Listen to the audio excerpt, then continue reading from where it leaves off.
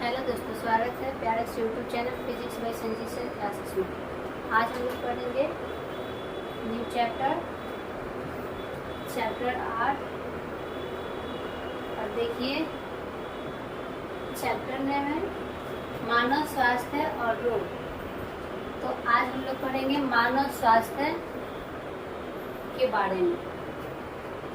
तो देखिए जहाँ मानव स्वास्थ्य और रोग है तो स्वास्थ्य और रोग को पढ़ना है इस चैप्टर में कि मानव में किस प्रकार से स्वास्थ्य होना चाहिए तथा रोग किन किन कारणों से होता है। तो जिसमें से आज हम लोग पढ़ेंगे स्वास्थ्य। तो देखिए स्वास्थ्य का थोड़ा सा परिचय पढ़ते हैं और इसका परिचय इस प्रकार से दे सकते हैं कि मानवों को सार्थक एवं सुखी जीवन के लिए स्वास्थ्य का होना आवश्यक होता है। और उसमें क्या होता है कि हमारे जो स्वास्थ्य होता है उस पे हमारे रहन सहन, तौर तरीके, वातावरण तथा पर्यावरण का असर हमारे स्वास्थ्य पे पड़ता है। और इसमें क्या हुआ कि बहुत पहले मनुष्य बीमारियों को ईश्वर का प्रकोप मानते थे। देखिए बहुत पहले का बात है कि मनुष्य जो थे बीमारियों को ईश्वर का प्रकोप मानते थे, क्योंकि उस समय शिक्षा का अभाव था। शिक्षा एवं अनुभव नहीं हो पाता था, लेकिन जैसे ही अनुभव एवं शिक्षा का विकास हुआ तब उसे एहसास हुआ कि बीमारियों के कारण को रोकथाम से अच्छा स्वास्थ्य को बरकरार रखा जा सकता है। तो पहले मनुष्यों द्वारा यह माना जाता था कि जितने भी बीमारी होती है वो ईश्वर का प्रकोप होता है, क्योंकि उस समय शिक्षा का अनुभव नहीं होता था तथा शिक्षा भी नहीं होता था। लेकिन जैसे ही अनुभव एवं शिक्षा हुआ तब उससे एहसास होना शुरू हुआ कि बीमारियों को रोकथाम कर स्वास्थ्य को अच्छा बरकरार किया जा सकता है। ये तो था परिचय। देखते हैं नेक्स्ट।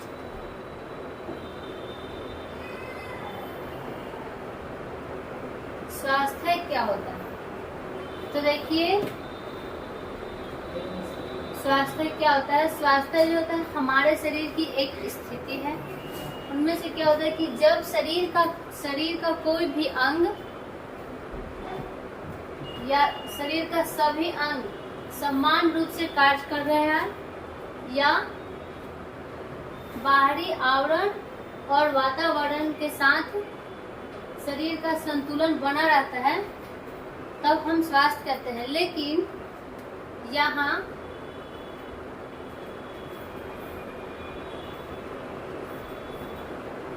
WHO के अनुसार स्वास्थ्य को परिभाषित किया गया है। WHO वर्ल्ड हेल्थ ऑर्गेनाइजेशन, जिसको विश्व स्वास्थ्य संगठन कहा जाता है, और इसका अनुसार स्वास्थ्य को परिभाषित किया गया है कि दैहिक, मानसिक एवं सामाजिक रूप से सामान्य दशा को स्वास्थ्य कहा जाता है।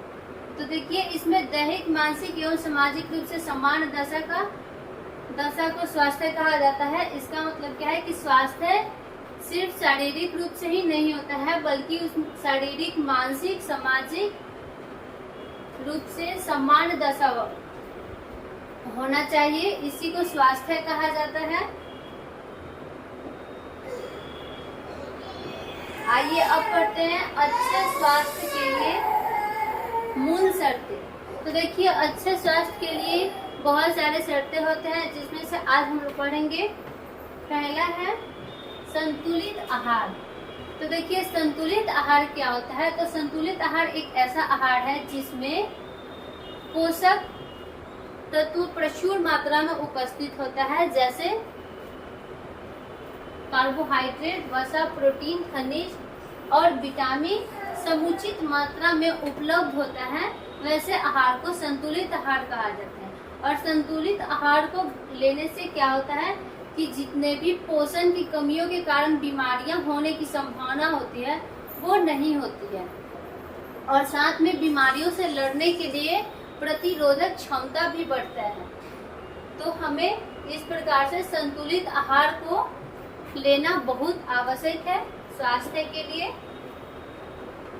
नेक्स्ट है व्यक्तिगत एवं घरेलू स्वास्थ्य। तो देखिए व्यक्तिगत एवं घरेलू स्वास्थ्य में क्या होता है कि व्यक्तिगत और घरेलू स्वास्थ्य भी महत्वपूर्ण है। इसमें क्या होता है, प्रतिदिन भोजन के बाद दांतों की सफाई करना चाहिए तथा अपने साफ सफाई पर, व्यक्तिगत साफ सफाई पर ध्यान देना चाहिए। और इसमें देखिए जब हम दांतों की सफाई नहीं होने से पायरिया नामक रोग होता है। और इसमें क्या होता है कि दांतों में जो मसूड़े होते हैं उसमें मवाद बनता है और इस प्रकार से नाखून को भी काटना, उन्हें साफ सफाई करना चाहिए तथा खाने से पहले और खाने के बाद हाथों को साबुन से धोना चाहिए। इस प्रकार से व्यक्तिगत साफ सफाई पे ध्यान देना चाहिए और ये सब स्वास्थ्य के लिए अनिवार्य होता है।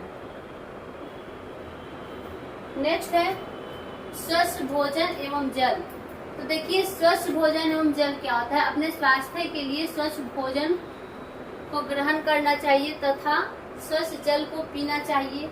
इसमें देखिए जितने भी हम लोग बाजार से फल या सब्जियां लाते हैं उसको धो कर खाना चाहिए, क्योंकि उस फल या सब्जियों पर बहुत सारे मक्खियां बैठती है और ना जाने कितने उनमें कीट लार्वा ये सब होता है फल की सतहों पे। तब वो सब रसायन जो होता है हमारे शरीर के अंदर जाता है जब हम खाते हैं उस फल या सब्जियों को, तो और बहुत सारे बीमारियों का कारण बन जाता है, जिससे बीमारी होने की संभावना होती है। तब हमें उन फलों तथा सब्जियों को धोकर खाना चाहिए। इस प्रकार से स्वस्थ रहने के लिए शुद्ध भोजन एवं स्वच्छ पेयजल सेवन करना अत्यंत आवश्यक होता है। नेक्स्ट है शुद्ध एवं स्वच्छ हवा। तो देखिए स्वास्थ्य बनाए रखने के लिए वायु स्वास्थ्य की प्राथमिक आवश्यकता है। जो वायु है वो स्वास्थ्य की प्राथमिक आवश्यकता है, अर्थात इसमें हमें प्रदूषण वायु में बराबर सांस लेने से क्या होता है, तो स्वच्छ वायु का मतलब क्या हुआ कि हमें स्वच्छ हवा का सांसों के माध्यम से स्वच्छ हवा को लेना चाहिए, क्योंकि वायु प्रदूषित जो हवा होता है उससे सांस लेने में क्या होता है, श्वसन संबंधित विकार उत्पन्न होता है, जिसमें आ जाएगा दमा और इसके अलावे उच्च रक्तचाप, उच्च रक्तचाप, हृदय रोग, मानसिक तनाव, न जाने कितनी बीमारियां होने की संभावना होती है। और तब हमें इन सब बीमारियों से बचने के लिए शुद्ध वायु को श्वसन के माध्यम लेना चाहिए। और इससे बचने के उपाय भी है। उसमें क्या होता है कि जो वातावरण है उसमें वायु प्रदूषण हो रहा है, उस पर रोकथाम करना चाहिए। और यहाँ रसोई घरों में धुआं रहित चूल्हे का उपयोग करना चाहिए ताकि उससे प्रदूषण न फैले। आइए नेक्स्ट है व्यायाम एवं विश्राम। तो देखिए व्यायाम एवं विश्राम क्या होता है, तो स्वास्थ्य के लिए व्यायाम और विश्राम भी होना बहुत आवश्यक है। तो यहाँ देखिए व्यायाम और विश्राम शरीर एवं मस्तिष्क को स्वस्थ रखने के लिए आवश्यक है। इससे क्या होता है, व्यायाम करने से कि शरीर और मस्तिष्क दोनों स्वस्थ रहता है। और व्यायाम जो होता है कई प्रकार का हो सकता है और अपने उम्र के स्वास्थ्य एवं चुनाव के अनुसार व्यक्तियों में देखिए व्यायाम जो होता है कई प्रकार से हो सकता है। और इसमें देखिए उम्र के अनुसार होता है, जिसमें घूमना, कूदना, दौड़ना, साइकिल चलाना, योगासन, एरोबिक्स या खेल, कोई भी व्यायाम करना चाहिए।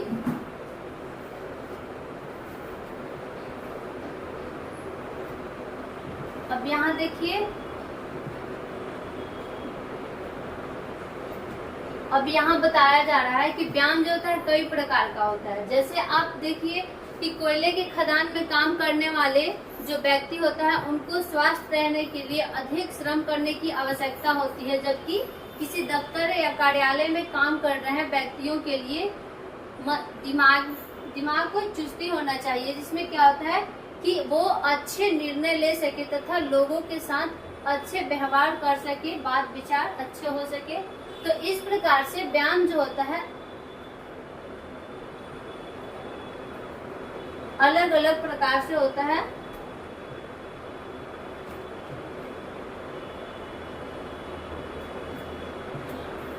और इसके लिए व्यायाम एवं विश्राम दोनों का होना आवश्यक होता है।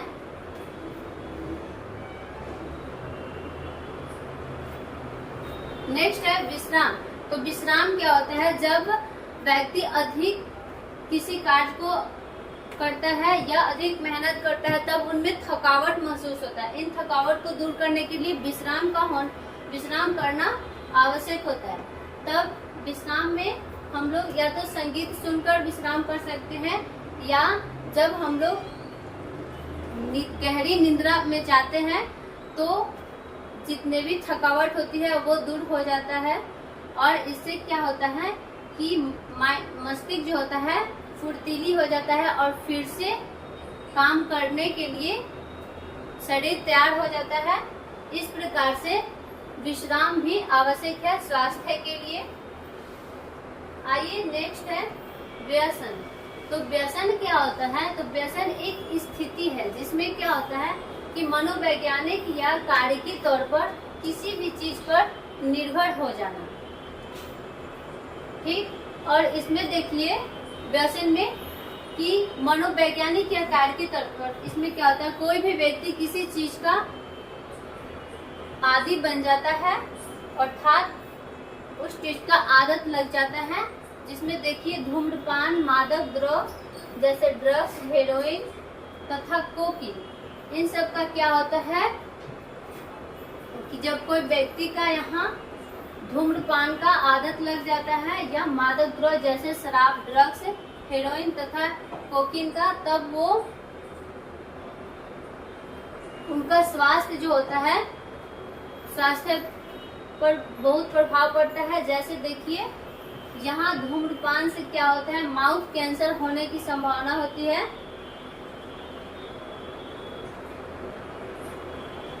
धूम्रपान से श्वसन संबंधित बीमारियां होती है।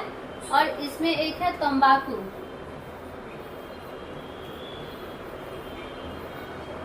तंबाकू खाने से क्या होता है, माउथ कैंसर होने की संभावना होती है। और इसी प्रकार से मादक द्रव्य जैसे शराब को पीने से क्या होता है कि हमारे जो शराब होता है उसमें तंत्रिका तंत्र तथा यकृत को प्रभावित करता है। और तंत्रिका तंत्र और यकृत को प्रभावित करने के कारण बहुत सारी बीमारियां होने की संभावना होती है, जिसमें से कैंसर भी होने की संभावना होती है। इसी प्रकार से न जाने कितनी बीमारियां होती है जिससे हमारे स्वास्थ्य जो होते हैं बिगड़ जाता है और स्वास्थ्य खराब होने के कारण यहाँ बहुत सारी बीमारियां आती है। तब हमें स्वस्थ रहने के लिए इन सब चीजों से दूर रहना चाहिए। तो आज के लिए इतना ही। आज तो पढ़े स्वास्थ्य, अगले दिन पढ़ेंगे हम लोग रोग।